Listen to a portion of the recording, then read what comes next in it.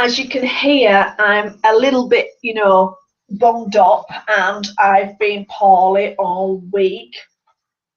Terrible. How terrible is that? So please excuse me if I keep having to reach for my tissue and things like that. Okay, so today is getting the best out of your health. Yeah, so I've been speaking to a lot of people over the last week or two that are going to the gym, and they're doing their exercises, but they're not really getting a great deal out of it. And this is where the body is extremely efficient. So if we weren't efficient and we didn't have muscle memory and the body didn't remember what we did, we'd have to get out of bed and have to learn to walk every day.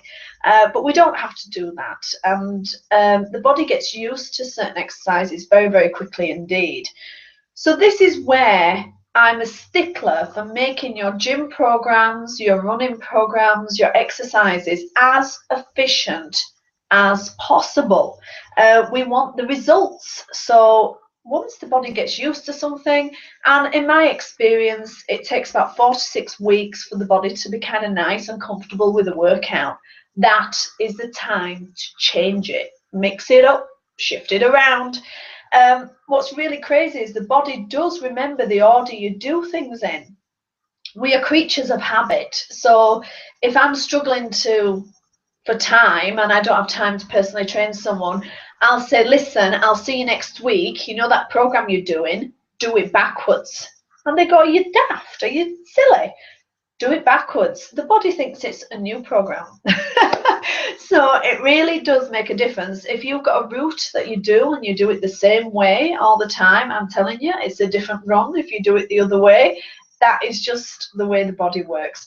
So we're talking about making your programs more efficient and making your workouts more efficient. Now, I'm always very open about my own health conditions. Of course, when you're feeling ill, you feel a bit blue, don't you? You feel a bit sorry for yourself. And there's a wonderful lady called Rachel who's in Hampshire. I'm sure she's watching this. Is that she phoned me last year, and I spoke to her at length last year, and she's got severe epilepsy where she needs a carer to be with her, but she really wanted to be a trainer and a nutritionist.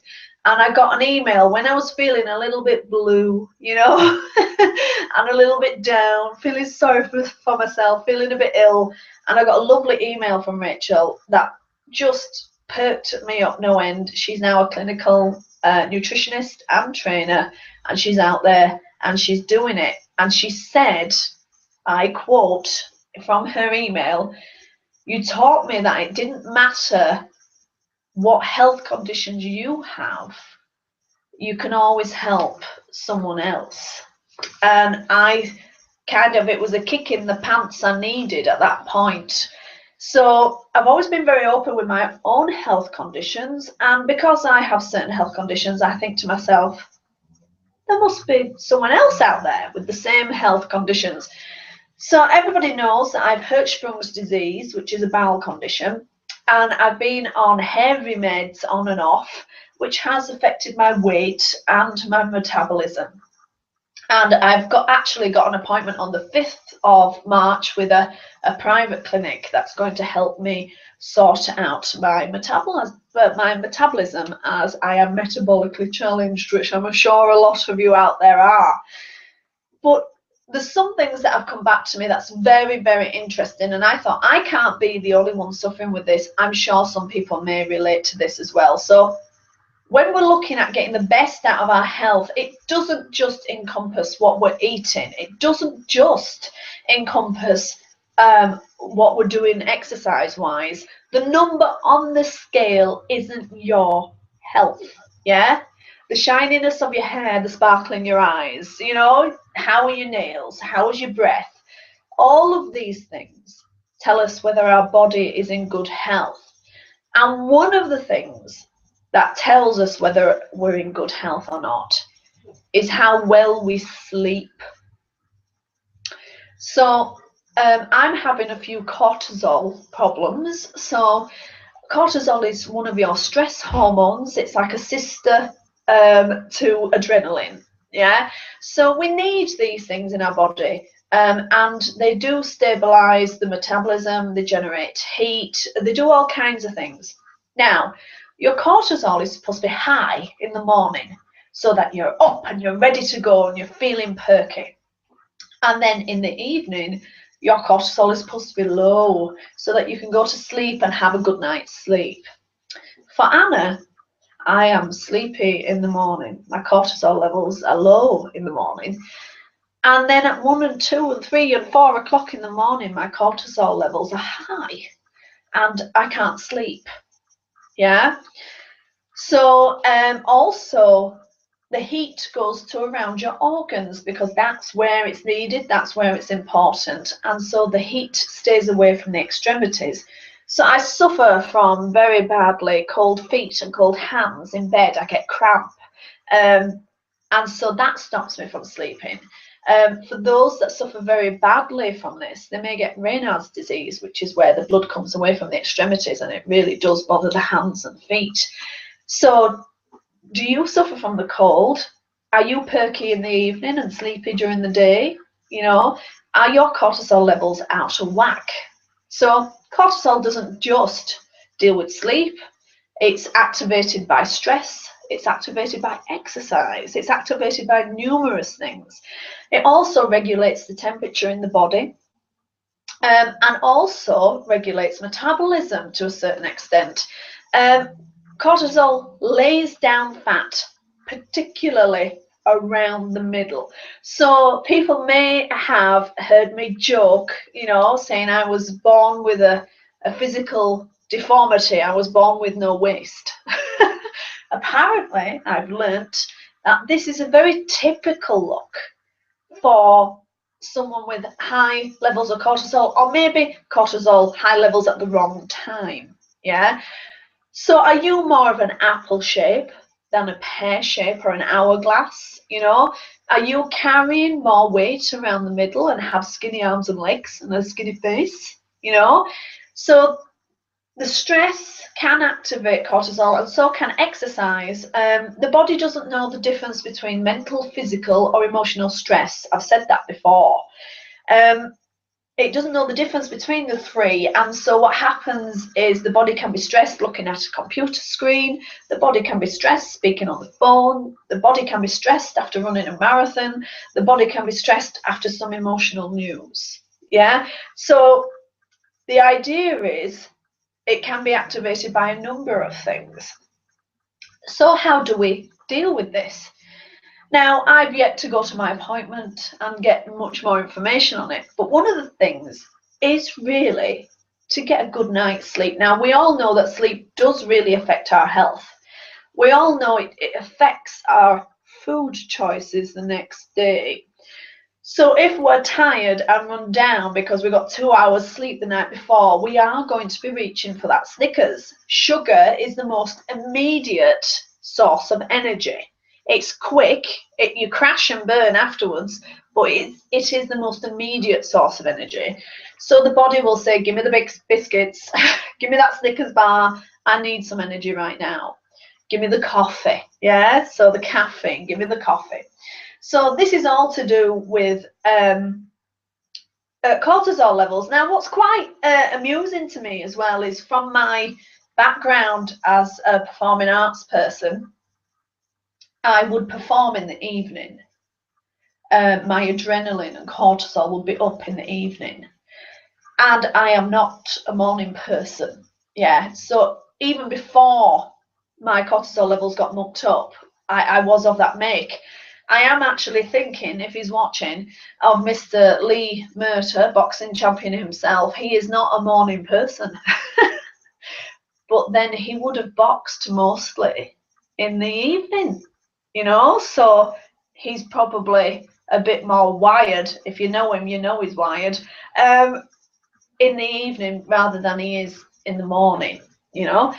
So I want to really improve your health in the simplest way possible. I want you all this week to make a conscious effort to lower your cortisol levels. Now, there's some really simple ways. Chilling out, turn that TV off earlier, take that long soak in the bath, have a nice hot milky drink before you go to bed. Yeah, I want you to go to bed earlier. I want you to calm the mind, whether you do that with music, with hypnotherapy CDs. I don't really mind how you do it.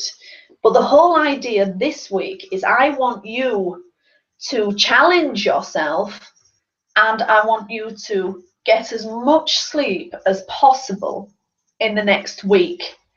And so you're thinking, why have I logged on to this broadcast for her to tell me to go to bed like she's my mother? It's not about that. I want to see whether it affects your health on a very deep rooted level. I want to see whether you make better food choices. I want you to see whether you get more out of that workout because you'll have more energy, you'll be up for it. I want to see whether you actually lose weight by sleeping. Yes, I've actually said it. I've said it. Will you lose weight by sleeping?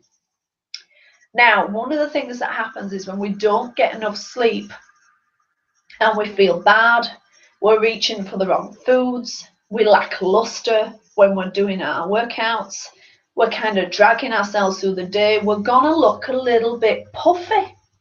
And the reason for this is the body will be holding on to excess fluid, the lymphatic system will be sluggish, so it won't be draining that away. You know that I'm a big fan of stretching. There's a reason for that. I like to drain the excess fluid away. I'm big into that. So stretching will do that and increase your tone in your muscles as well. So this week, I really want you to go for it, and I want you to sleep well. I want you to try and chill in the evening. What happens these days is I haven't watched it, but all I've seen on Facebook is everyone's gone crazy with EastEnders. But even watching something on TV, the body, the adrenaline, the cortisol, it's going, it's exciting. Oh my God, what's happening on the TV? And of course, then you can't sleep later that night because you're too excited from the episode of EastEnders. So I'm wanting you to chill more. My problem, I've got a very serious problem with CSI. But again, it's exciting. It's a psychological thriller. It's got me worked up before I go to bed. So this week, I am just chilling. I'm going to be taking those baths. I'm going to be having my hot milk before bed. I am going to be using my nice Calms remedy, or maybe Bax remedy. I'm a big fan of Bax remedy. The Bax Centre, go on the website. You can buy your own unique blend of Bax remedies just for you for like £5. They'll deliver it to you. I'm a big fan in just releasing the mind, releasing the emotions, and then all of us together are going to try and get some better sleep this week. And then I want you to tell me how that has gone.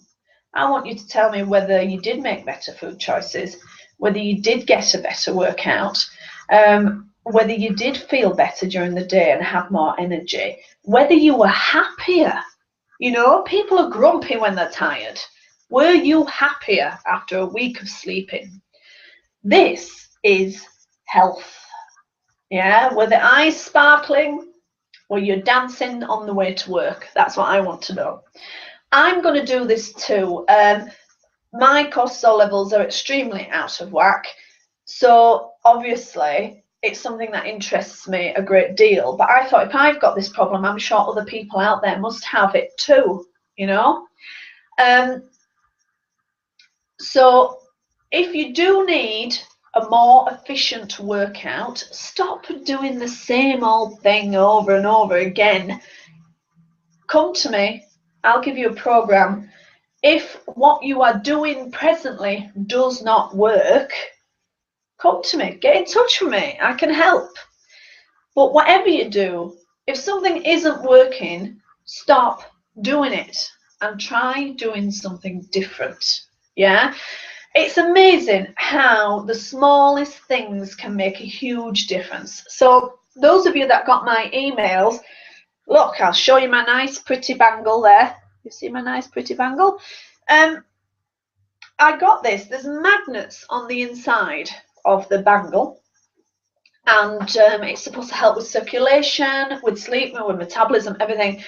I got it off eBay. I didn't know if they worked.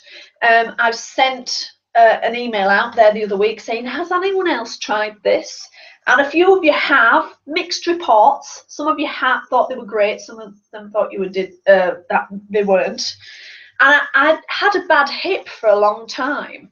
And I was going to the wonderful Liz Hooper, who massages me, who keeps me going, you know, and she was, you know, really tackling the hip and all the muscles. And at the same time, so I had Liz Hooper massaging me. I've got my nice magnetic bangle, and then I bought some new trainers. And between the three of those things, my hip is perfect. Now, I don't know which one worked the best. I'm sure Liz had a great deal to do with it. But between those three things, I'm good. So if you're hurting in the knees, it could be the trainers. If you're hurting in the joints, you might just need something to, you know, help the circulation a little bit. Often these niggles are small things, but they need to be jumped on straight away. We need to rectify them immediately, you know. Don't leave it until you can't walk.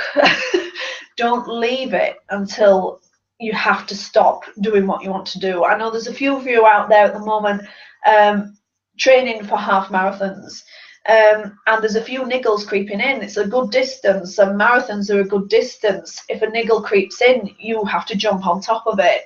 So maybe a lady also that is watching out there today, Nikki. Nikki's done a tremendous amount of running, and when I was training Nikki, I said my job isn't to teach you how to put one foot in front of the other. My job is to keep you injury free, you know. So this is it. You've got to keep the body the best way you can. Keep it at the top of its game.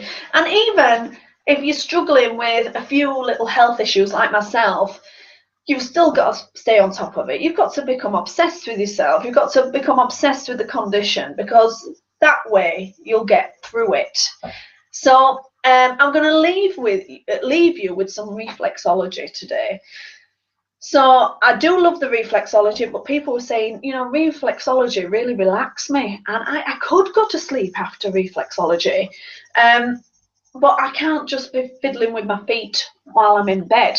So I'm going to show you something that you'll be able to do with your hands in bed, and it does make you sleepy. I did it last night. I'm going to do it for the next week to help me to put myself to sleep. So taking your hand like so, if you dip your hand, you will see there's a line running across there. What you're going to do is you're going to take your thumb and you're going to do a caterpillar walk. You can even bend so that you can see where you're doing it. You're going to do a little caterpillar walk all the way across the hand. And then again. So we'll do a little caterpillar walk all the way across the hand, like this. Then we've got the spinal line, which is the bony bit here from the top of the thumb all the way down. Yeah, and what we're going to do is a little caterpillar walk all the way up that bony line to the tip of your thumb, and then we're going to come all the way down that bony line. Again, caterpillar walk, caterpillar walk. Then with the thumb either side, we're just going to pinch, pinch, pinch, pinch all the way down to the bottom of the thumb, and we can do that again all the way down to the bottom of the thumb here. Now the thumb is the head and the neck and all this area here, but we're going to work around the thumb. So if you can see, I'm working around the thumb now, and then I'm going to go on top of the thumb. Now, you can imagine you can do this under the covers when you're laid in bed. You don't have to be anywhere in particular to do this. Okay, then we've got our thumb, and we've got the fleshy part of our thumb here. And right in the centre there, right in the centre, give it a little rub, little massage here on the thumb. We're just going to walk up from that little line, little bendy line there.